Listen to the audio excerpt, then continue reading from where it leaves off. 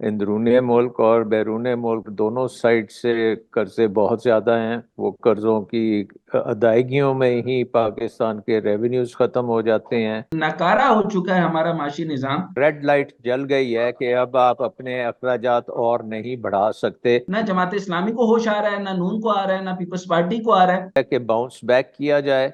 और ये दूसरा ये है कि फिर आप हिस्ट्री हो जाते हैं, फिर आप एक बड़े लंबे मुश्किल में फंसते हैं और वो हालात बद से बदतर होते जाते हैं। सो अच्छा आई डॉक्टर साहब थिंक ये एट दिस बताइएगा, पॉइंट जब ये अगर वर्ल्ड बैंक वर्ल्ड ये कह बैंक रहा है, ये एक्सेप्ट करता वर्ल्ड है बैंक कि सर ये जब ये कहता है कि नकारा हो चुका है हमारा माशी निजाम, तो उस पर सर ये मुझे ये बताइए, वो ये भी रिपोर्ट आ रही है कि अगले 2 साल के लिए लोगों को जॉब्स बिल्कुल नहीं मिलेंगी। पॉलिसी रेट जो है वो हमारा 22% पे है, इसको गिराकर अगर 9 या 10 पर करें तो तब जाकर कहीं इन्फ्लेशन पे काबू पाया जा सकता है, लेकिन वो भी कोर इन्फ्लेशन पर नहीं। तो और इसके साथ जो वो बात की गई है वो ये भी है कि सियासी जमातें इसके ऊपर कोई तवज्जो दे नहीं रही कि 3 चीजें यानी बेरोजगारी, महंगाई और इकोनॉमिक अपॉर्चुनिटीज ये कंप्लीट नापैद हो चुकी हैं। और तीसरी बात ये कि सर अगर इंटरेस्ट रेट को कम नहीं करेंगे तो इंडस्ट्री नहीं लगेगी, एंड इंडस्ट्री नहीं लगेगी तो एम्प्लॉयमेंट नहीं बढ़ेगी। तो इस पर क्या फरमाते हैं? देखें, एक तो ये है कि समझने का ज़रूरत ये है कि पाकिस्तान में क्योंकि इकोनॉमिक निज़ाम बिल्कुल डिसफंक्शनल है, तो हमें इस वक्त अगर इकोनॉमिक ग्रोथ हम करें इसी निज़ाम के साथ तो हालात और ख़राब हो जाएंगे। यानी कि और कर्जे आ जाएंगे और महंगाई होगी, सारा कुछ होगा। तो ये जो रिवाइवल है ये मुमकिन नहीं होगा। सो एक एग्जैक्ट। तो ये है कि आईएमएफ प्रोग्राम के तहत जो स्टेबिलिटी हम देख रहे हैं कि अब लोग कहते हैं कि जी अच्छा, रुपया अब गिरने से रुक गया है और हम महंगाई पे भी काबू पा जाएंगे, एटसेट्रा एटसेट्रा। तो ये चीज़ें ज़रा भी हमने आईएमएफ प्रोग्राम से बाहर निकलेंगे और ग्रोथ की तरफ जाने की कोशिश करेंगे तो ये फिर सारे इम्बैलेंसेस वापस आ जाएंगे। यानी सो हमें फ्रीज पे रहना होगा। हमें फ्रीज पे रहना होगा। एक ही तरीका है उस फ्रीज से निकलने का कि बुनियादी स्ट्रक्चरल रिफॉर्म्स की जाएं तो और वो उस अच्छा यहाँ पर रिफॉर्म। कौन से? एक बात ऐड करना चाहता हूँ कि जिस तरीके से जब आईएमएफ की हम बात करते हैं तो वो कह रहे हैं आर्टिकल 84 जो है, जो सप्लीमेंट्री ग्रांट जो कि 15% ऑफ द टोटल जीडीपी है, उसको बंद किया जाए। दूसरी बात ये कि जो 67% जो है वो आपके गवर्नमेंट के फुटप्रिंट्स हैं। मेरे ख्याल में आपके मुताबिक परसेंटेज ज्यादा है। गवर्नमेंट के फुटप्रिंट्स हर जगह ज्यादा है, यानी हर जगह इन्वॉल्वमेंट है, और प्राइवेट बिजनेस जो है वो टोटल 10% भी नहीं है पाकिस्तान के टोटल जीडीपी का। हुकूमती अखराजात हैं 22% टोटल जीडीपी के। तो इस मामले में सर जब हुकूमती टांग अड़ी हुई है हर जगह के ऊपर, तो ग्रोथ तो वैसे ही नामुमकिन हो चुकी है। यानी स्टेट ओन इंटरप्राइजेस जो हैं वो 202 हैं, और उनको सप्लीमेंट्री ग्रांट्स के लिए जब आईएमएफ मना करता है, और फिर ये शोर क्यों मचता है कि आर्टिकल के अंदर हमारी मुदाखलत हो रही है? देखिए, बात यह है कि हमारा हुकूमती निज़ाम बहुत बड़ा हो गया है और उसको हम और उसका पेट पालने के काबिल नहीं है, क्योंकि हमारे पास टैक्स इतने है ही नहीं है कि उसका पेट पाला जाए। सो नंबर वन इशू जो है, जो ये अभी इशारा जिसकी तरफ किया जा रहा है कि आपने अपने अखराजात को कम करना है और यहाँ फिर आपने टैक्सेस को बेहतर बढ़ाना है। सो कोशिश हमारे निज़ाम की ये है कि हम अखराजात को बढ़ाते चले जाएं और अखराजात को पूरा करने के लिए हम कर्जे लेते जाएं और फिर बाद में हम रेवेन्यू जनरेट करके ये काबू पा लेंगे। तो ये मॉडल नहीं चलेगा। एग्जैक्टली। अब ये जो मॉडल होगा, अगर आपने इसको सरवाइव करना है तो जी नंबर सर। वन है कि आप अपने अखराजात कम करें। जितने ठीक सर। आपके पास रेवेन्यू है उससे कम पे रखें अखराजात को, ताकि थोड़ा बहुत कोई सरप्लस आए तो आप अपने कर्जे सर्विस भी करने हैं और उनको कुछ कम भी करना है। सो अच्छा सर, एक नंबर तरफ वन अगर तो पॉइंट में पकड़ूं। इसमें जो चीज़ है वो इम्पोर्टेंट चीज़ ये है कि सर। अब रेड लाइट जल गई है कि अब आप अपने अखराजात और नहीं बढ़ा सकते, अब कम करने पड़ेंगे। यानी कि हुकूमत को कम करना पड़ेगा और इसका कनेक्शन यानी आपका हुकूमत को वो अपना जो साइज आपने कम करना पहले पड़ेगा। जी, उसको कम करना पड़ेगा। और जो फुटप्रिंट इकोनॉमी पे आपका आ रहा है, जो आपने कहा है कि 67% है, लेकिन Pakistan institute of development economics की स्टडी है जिसमें ये फुटप्रिंट 80% पे है। अच्छा। सो बहरहाल 67% है या 80% है, तो ये बहुत ज्यादा है। इसको हमें डेफिनेटली फुटप्रिंट को कम करना पड़ेगा, जिसका मतलब ये है कि हमें डीरेगुलेशन करनी पड़ेगी बहुत एग्जैक्ट। हद तक इकोनॉमी में। जो हमने इकोनॉमी को यानी जकड़ा हुआ आसान है, जुबान में हुकूमती मदाखलत को यानी क्लोज टू जीरो लेकर आना पड़ेगा। हुकूमती मदाखलत के जो कवानीन हमने बनाए हुए हैं उनको ख़त्म करना पड़ेगा। और ताकि आपका नौकरीशाही जो है उसको वो इंटरफेयर करने से उसको रोका जाए। तो इस और पे अच्छा सर, रिपोर्ट कब इसकी आ रही है पूरी डॉक्टर साहब? रिपोर्ट जो अजाजतों हुई का है, अजाजतों का निज़ाम ख़त्म करना पड़ेगा। No permission. एनओसी का जो निज़ाम है कि जी हर चीज़ करने से पहले आपने एनओसी लेनी है, वो सारा बिल्कुल ख़त्म करना पड़ेगा। और जो आपके मुल्क की जो फ्लोज हैं, फाइनेंशियल फ्लोज, वो हुकूमत की तरफ करने के उनको प्राइवेट सेक्टर की तरफ करना पड़ेगा कि प्राइवेट सेक्टर उससे लेकिन फाइनेंस गवर्नमेंट ने तो से सर इसका इकोनॉमी ग्रो में नाम करे। रखा हुआ है सर, एसआरओ, यानी स्टेचुरी रेगुलेटरी ऑर्डर्स। और इसको वो कहते हैं कि हम आर्बिट्रेशन करते हैं। इसकी मद में आर्बिट्रेशन भी करते हैं, परमिशन भी रोकते हैं, और बड़ा लंबा जो है वो पैसा रिश्वत का भी खाते हैं। अच्छा सर, जी, इंपॉर्टेंट बात यह है ये जो कि एसआरओ आप। है, एसआरओ का निज़ाम जो है, ये जो वर्ल्ड बैंक ने बात की ना एलीट कैप्चर की, वो यही है कि स्पेशल जो इंटरेस्ट ग्रुप्स हैं वो अपने लिए स्पेशल रेगुलेशन बनवा लेते हैं। सो हमें ये ठीक सारी है। रेगुलेशंस को अब खत्म करना पड़ेगा इकोनॉमी में। अब देखें ना, इस वक्त आपकी इकोनॉमी का क्या हाल है। ये है कि आप ना तो एक्सपोर्ट कर सकते हैं, ना आप इंपोर्ट कर सकते हैं, क्योंकि आपने बंदिश कर दी है। आपकी इकोनॉमिक ग्रोथ तकरीबन सिफर पे है। सो इस माहौल से निकलने के लिए आपको इकोनॉमी का स्ट्रक्चर चेंज करना पड़ेगा। आपको एक्सपोर्ट ओरिएंटेशन करनी पड़ेगी और इन्वेस्टमेंट करें ताकि आपकी एक्सपोर्ट्स बढ़ें और इंपोर्ट डिपेंडेंस कम हो। सर तो ये तो इन्वेस्टमेंट का तो हालत ओवर यह है कि आर्चिंग। 15.4% जो है ऑल टाइम हाई। हमारा GDP half of the south Asia, यानी इन्वेस्टमेंट तो क्लोज टू जीरो है, कोई नई इन्वेस्टमेंट हुई ही नहीं है।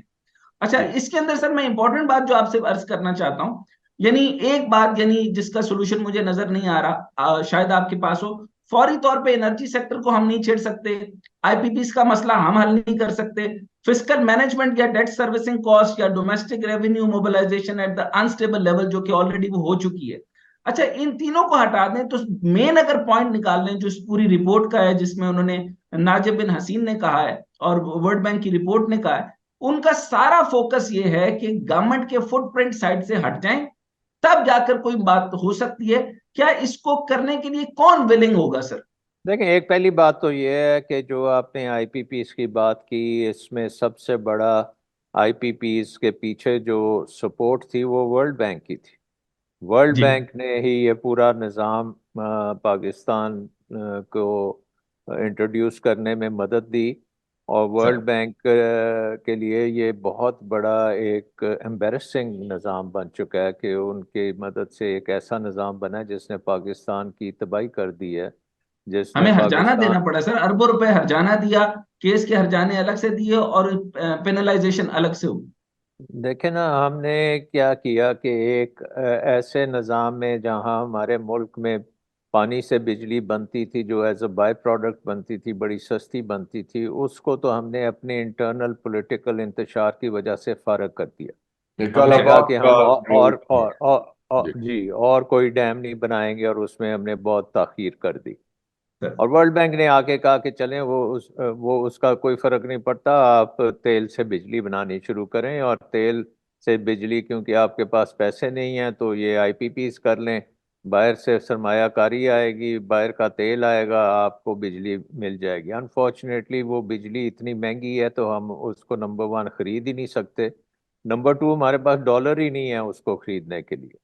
और हम्म। नंबर थ्री, कि अगर हम उसे इस्तेमाल करें या ना करें फिर भी हमें पैसे देने हैं। तो ये ऐसा किस्म का जकड़ के रखा है पाकिस्तान तो की डॉक्टर अच्छा सर, इकोनॉमी साहब यहाँ मैं को कि ये एक गलत फहमी का इतराक चाहता हूँ। एक गलत फहमी है जो लोगों के जहनों में है जब हम कहते हैं कि अल्टरनेटिव एनर्जी रिसोर्सेज, सर जब विकास से बनेगी या बाकी चीजों से बनेगी, उससे नए प्लांट लगेंगे, नए प्लांट लगेंगे तो नए खांचे होंगे, नए खांचे होंगे तो हुकूमत के सियासी लोग जो हुकूमतें हासिल करना चाहते हैं, उन्होंने अपने जो वोट पे पैसा लगाया होता है वो उसको पूरा कर लेंगे। तो क्या मैं ये गलत तो नहीं कह रहा अगर हम ये अल्टरनेटिव एनर्जी रिसोर्स का जो फैशन है इसको खत्म करके सिर्फ हाइड्रो पे फोकस करें, तो ये सोल्यूशन नहीं हो सकता सर? देखिए, पाकिस्तान के लिए तीन ऑप्शंस हैं जो पाकिस्तान को परसू करने चाहिए। एक तो यह है कि हमें अगली जो हमारी कैपेसिटी है बिजली की, वो सिर्फ तीन एरियाज में हमें चाहिए। नंबर वन, हमें थर्कोल, नंबर टू राइट।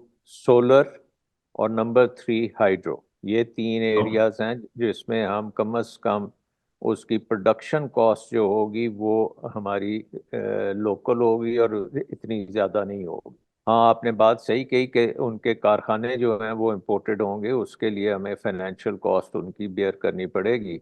लेकिन इस वक्त की जो कॉस्ट है उससे वो फिर भी बहुत कम होगी। सो अगर आप ये सोचें कि 40-50 रुपए का यूनिट हमारी इंडस्ट्री इस वक्त ले रही है और हुकूमत उसको फिर आगे डॉलर्स में बाहर भेजती है, तो उसकी जगह पे अगर हमारी 5-10 रुपए या 15 रुपए की बिजली आ जाए, जिसमें आपको 1-2 रुपए बाहर भेजने पड़े, बाकी आपके सारे डोमेस्टिक हों, तो हमारा बिजली का जो इस वक्त बहुत बड़ा प्रॉब्लम है वो अगले 4-5 साल में कुछ आसान हो सकता है। बट मैंने बात की 4-5 साल में, ये नहीं है कि इमीडिएटली होगा। सो अच्छा ये सर, तो एक हमें और गलत फहमी करना। का इजाला आपसे और चाहता हूँ। इसके इसके साथ हाँ। साथ दूसरी बात ये है कि ना सिर्फ हमने बिजली बनाने का निज़ाम बड़ा गलत है, बिजली को एग्जैक्टली। आगे से कंज्यूमर तक पहुंचाने का निज़ाम बहुत डिस्ट्रीब्यूशन का खराब है। निजाम। और जी, ट्रांसमिटिंग लाइन और डिस्ट्रीब्यूशन नुकसान है। वो 100% उस पे हुकूमत का फुटप्रिंट है। So exactly. वहाँ तो बिल्कुल हमें जो रिफॉर्म्स करनी है उसमें जैसे देखें, जैसे हमने टेलीकॉम में रिफॉर्म्स करके आपके जो दौर में। है वो किया था, उसी तरह हमें यहाँ पे भी रिफॉर्म करनी पड़ेंगी, क्योंकि इजारादारी को प्राइवेटाइज करना बड़ा ये मुश्किल काम होता है। टेलीकॉम रिफॉर्म्स आपके दौर में हुई थी ना, जब आप फाइनेंस मिनिस्टर। एग्जैक्टली। जी जी जी। उस अच्छा सर, अब मैं वक्त एक और गलत फहमी को दूर करवाना चाहता हूं आपसे। जब ये कहते हैं कि स्टॉक एक्सचेंज जो है वो ऑल टाइम हाई उसने किया है, 700 पॉइंट पे चली गई, 800 पॉइंट पे चली गई, 600 पॉइंट पे चली गई, ये भी तो फरमाइए कि सर सारे स्टेट ओन इंटरप्राइजेस के तो ओजीटीसी के शेयर्स गिरते हैं, और ये उन्हीं लोगों को पता होता है जो अशराफिया, ये वही 22 खानदान या 33 खानदान। तो फायदा तो सर अशराफिया को है।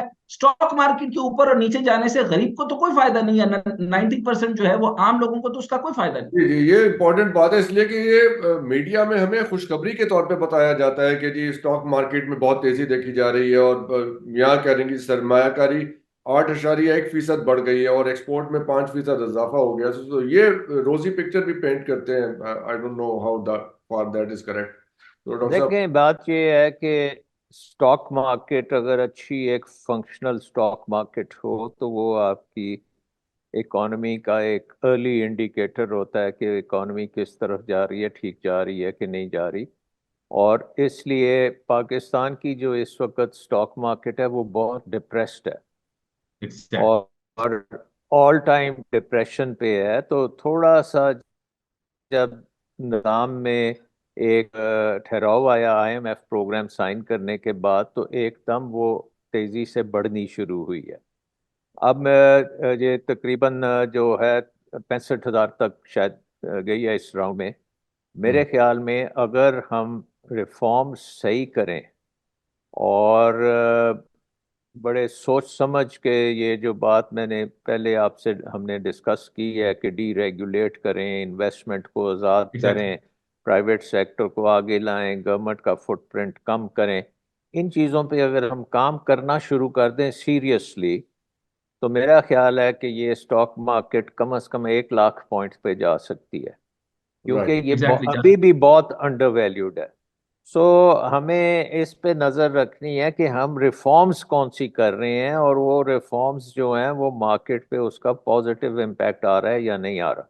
तो आई थिंक कि अब सिचुएशन ये है, जैसे वर्ल्ड बैंक ने कह दिया कि निज़ाम ख़त्म है, अब पूरी दुनिया ये कह रही है। आपका देखें, अभी भी आपके जो बॉन्ड्स हैं इंटरनेशनल मार्केट में वो तकरीबन 40% रिटर्न दे रहे हैं, जो कि बहुत ज़्यादा रिटर्न है। वो हम अफोर्ड नहीं कर सकते। उस रिटर्न को वापस आना है। जब की बात, मैं अपने वक्त की बात करूं, तो उस वक्त तो हमारा रिटर्न 7-8% था, और अब जी वो 40% दे रहा है। सो हमने ये सारे इकदाम अगर करेंगे तो ये रिटर्न भी कम होगा, फिर आपकी दुनिया से कैपिटल भी आएगा, इन्वेस्टमेंट भी है। देखिए, ये एक पूरा निज़ाम है।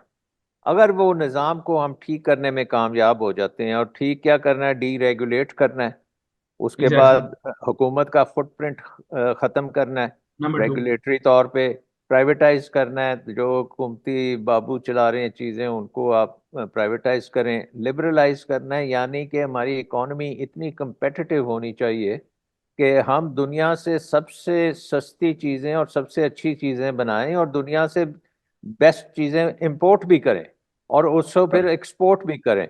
जैसे अब चीन की इकॉनमी आप देखें, चीन दुनिया का सबसे बड़ा एक्सपोर्टर है, बट चीन दुनिया का सबसे बड़ा इंपोर्टर भी है।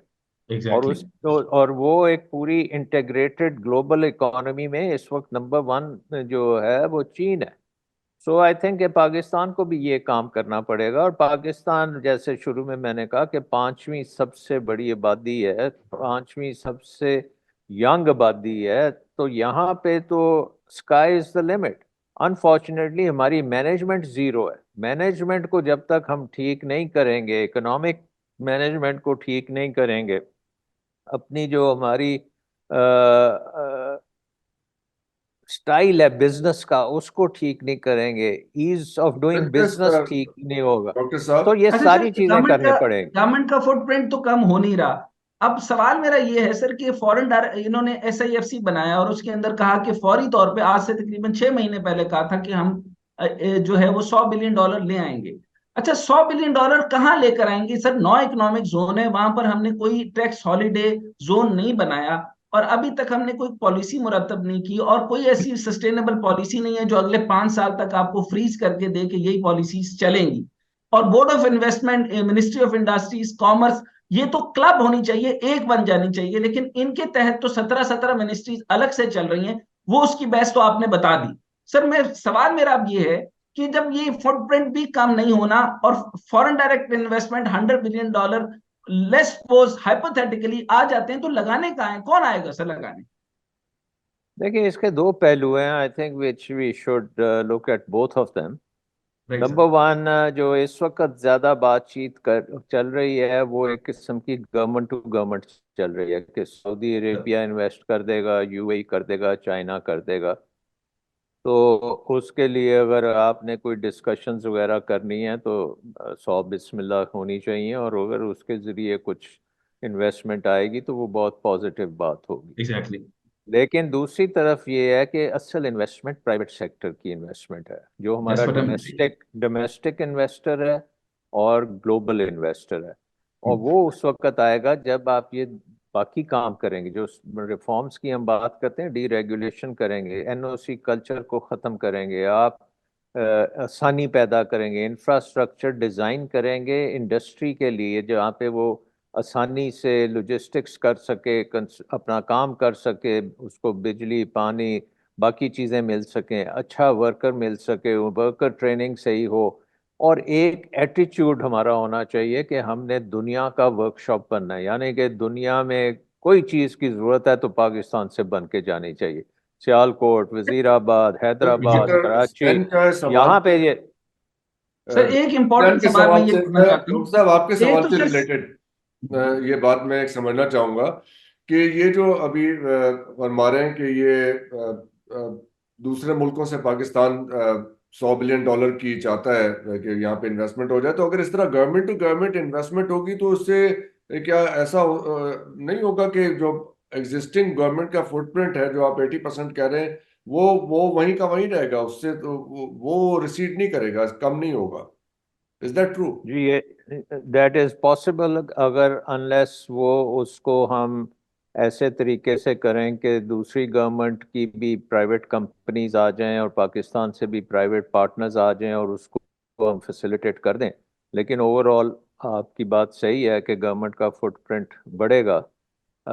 अब मेरे ख्याल में अगर हम फोकस इस बात पे करें कि हमने निज़ाम को आसान करना है, सो फैसिलिटेशन की बजाय ऑटोमेटिक इन्वेस्टमेंट हो जाए। अगर एनओसी कल्चर बनाएंगे तो किसी को फिर जरूरत ही नहीं है कि वो किसी से परमिशन ले या फैसिलिटेट हो या so right. I think NOC culture को मिटाने का मतलब ये है कि बहुत ही स्मूथ ऑपरेशंस आप करें, आसान चीज़ें करें।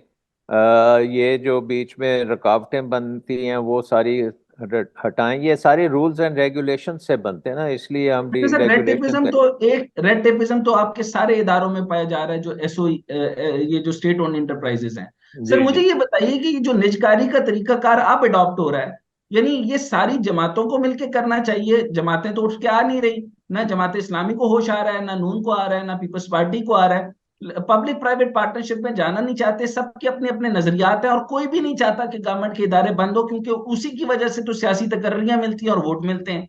तो सर मुझे ये बताएं कि सिंगल हैंडेडली फवाद हसन फवाद अगर जो है वो सारी कंपनीज उड़ा देते हैं और कौड़ियों के भाव बेच देते हैं, इससे इससे कितना बड़ा नुकसान होगा सर? हम तो कह रहे हैं कि पब्लिक प्राइवेट पार्टनरशिप का कोई मैकेनिज्म बनाना चाहिए। देखिए, बात यह है कि कोई पॉलिटिकल पार्टी तो ये काम करने को तैयार नहीं है, जी सर। क्योंकि इसमें बहुत पॉपुलिज्म भी है, जज्बात भी हैं, और लोगों को किया जाता है। अप्लाइज करने के। जी। अब आप देख लें, पीआईए के ऊपर ही मैं देख रहा था कि पाकिस्तान का हर बैंक जो है उसने इसको लोन दिया हुआ है, और इसके एग्जैक्टली। पास कोई कैपेसिटी नहीं है वो लोन वापस करने की। ये अरबों रुपए के लोन्स जो हैं ये अल्टीमेटली टैक्स पेयर को देने पड़ेंगे, नहीं तो आपके बैंक्स बैठ जाएंगे। सो आई बिल्कुल थिंक ठीक। हमें प्राइवेटाइज तो करना है, हमने निकलना है। और एक लेसन है प्राइवेटाइजेशन का, वो ये है कि ट्रांसपेरेंसी बहुत ज़रूरी है, और बड़े प्रोफेशनली आपको करना पड़ेगा, और आपको उसमें पॉलिटिकल इंटरफेरेंस नहीं करनी चाहिए, और अच्छे तरीके से जो भी हो सकती है प्राइवेटाइज वो आप करें। अच्छा, वेरी अब लास्ट सर, मैं आपसे ये पूछना चाहता हूँ, लास्ट जैसे क्वेश्चन पूछ लिए डॉक्टर आर्टिकल डॉक्टर 84 अफजल, के ऊपर लास्ट सर मैं क्वेश्चन। बात करना चाहता हूँ। जी। आईएमएफ ने कहा कि आर्टिकल 48 जो है आपका कॉन्स्टिट्यूशन का, उसको अमेंड करना है। तो शोरश बरपा हो गई है, शोर मचाना शुरू कर दिया अखबारात में, मीडिया में। तो सर जो सप्लीमेंट्री ग्रांट्स देते हैं, ये 15% 15% ऑफ द टोटल जीडीपी है। इसको सप्लीमेंट्री ग्रांट्स तो फौरी रुक जानी चाहिए, क्योंकि स्टेट ओन्ड इंटरप्राइजेस तो हमें कुछ कमा के नहीं दे रही, और 2.6 ट्रिलियन का हम पर बोझ है। तो सर इस पे चीखने की क्या जरूरत है? अमेंडमेंट जरूरी नहीं है सर? नहीं, देखें, एक बात तो है बिल्कुल कि सप्लीमेंट्री ग्रांट जो है वो नहीं होनी चाहिए, क्योंकि अगर आपने बजट सही बनाया था शुरू में तो जी। फिर सप्लीमेंट्री ग्रांट का तो सवाल ही नहीं पैदा होता। इसका मतलब है कि सप्लीमेंट्री ग्रांट आप उस जान के बजट को, जब बजट पेश कर रहे होते हैं आप उसको बड़ा खूबसूरत किस्म का बजट बना देते हैं, और हम्म। बाद में फिर ऐसे ऐसे अखराजात कर जाते हैं जो बजट में ही नहीं होते, तो उसके लिए फिर आपको सप्लीमेंट्री करनी पड़ती है। So exactly. आई थिंक ये निज़ाम को एक किस्म का अंडरमाइन करने के लिए सप्लीमेंट्री का मामला किया हुआ है। लेकिन आई थिंक इसको अब आप चेंज करेंगे तो मसलन अब पीआईए के जो कई सौ अरब के लोन्स हैं जो वो पे ऑफ नहीं कर सकता, और अगर वो पे ऑफ नहीं करेगा तो आपके 6-7 बैंक्स जो हैं उनकी तबाही हो जाएगी। तो फिर हुकूमत क्या करेगी? क्या बैंकों को तो तबाह होने ओवरऑल आप देगी, या वो? लोगों की सारी गुफ्तगू से लग रहा है कि it is overall a very bleak picture. लेकिन सर, और भी डॉक्टर साहब मैं डॉक्टर एक साहब आप एक सवाल और लास्ट करूं question very quickly, sir. Have 2 minutes. अभी फॉर हाँ। एग्जांपल मैं आपके टाइम खत्म होने से पहले ही सवाल करता हूं, ताकि लास्ट जवाब डॉक्टर साहब दे लें। अच्छा सर, ये एक मंशूर आया, बाकी सब लोग तो मंशूर दे नहीं रहे। पीटीआई का मंशूर, ऑफ कोर्स आपकी इनपुट बहुत ज्यादा थी, जो बहुत अच्छी थी। मैं उस वक्त भी कहता था आपको वजीर खजाना होना चाहिए, लेकिन दैट्स अनदर गेम। अब सर वो बिलावल साहब कहते हैं कि हम 5 साल की तनख्वाहें बढ़ा देंगे, सारी मराद दे देंगे, सारा मामला कर देंगे। ये तो सर स्टेट ओन्ड इंटरप्राइजेस को दोबारा से और खुराक खिलाएंगे, तो हमारी ग्रोथ तो बड़ी दूर की बात है, हम तो और डेट में चले जाएंगे। तो फिर हम किस तरीके से मोबिलिटी में वापस आएंगे? देखिए, ये खुशफहमी है कि अब आप आईएमएफ प्रोग्राम के बाहर कोई काम कर सकते हैं कम से कम अगले 5 साल के लिए। हम्म। और ये खुशफहमी है कि आप रिफॉर्म्स किए बगैर ठीक हो जाएंगे, ये भी नहीं हो सकता। और आई थिंक ये जो वर्ल्ड बैंक ने घंटी बजाई है कि जी निज़ाम बिल्कुल ख़त्म हो चुका है, वो बिल्कुल दुरुस्त घंटी बजाई है। और अगर हमारी पॉलिटिकल पार्टीज में ये कैपेसिटी नहीं है कि ये इस किस्म की रिफॉर्म्स करेंगे लेकिन या सर इनकी करने के लिए पॉलिटिकल तैयार हैं। नजरियात के तजाद इतने ज्यादा हैं, आपस में इतना ज्यादा क्लैश है कि स्टेट ओन्ड एंटरप्राइजेस का मसला इनसे हल नहीं होगा। नहीं टेक्नोक्रेटिक होगा। गवर्नमेंट जो है वो कैसे सॉल्व करेगी सर इस सारे मैटर को? एक और बात ऐड कर दूं सर, अमेंडमेंट्स जो होती हैं, ये जो आपकी जो 18th अमेंडमेंट है उसमें लिखा है कि 11% ऑफ द टोटल साइज, यानी आप 49 मिनिस्ट्री से ज्यादा नहीं रख सकते, वो भी जस्टिफाइड नहीं है सर। प्रिसाइसली फरमाइएगा कि एक तो गवर्नमेंट का साइज कोई कम करने को तैयार नहीं होगा, 84 83 89 तक तो ये सर जाते हैं, वी तो आर किस अबाउट तरीके टू से सॉल्व क्लोज। करेंगे और टेक्नोक्रेटिक गवर्नमेंट का क्या सर तरीकाकार हो सकता है? देखें, एक बात तो क्लियर है कि बिजनेस एज यूजुअल तो हो नहीं सकती, ये तो ख्वाहिश ही हो सकती है ना सारों की। बिल्कुल सही। वो तो अब वो वक्त गुजर गया कि आप जो मर्जी करें और कर्जा लेके मैं पीते थे, वो वाली बात तो अब खत्म हो गई है। So exactly. Now you have to whether Yes, you like our it और session नॉट। is ended. अगर आप खुद नहीं करेंगे तो कोई और आपसे करवाएगा, तो फिर बेहतर ये है कि आप खुद ये रिफॉर्म्स कर लें।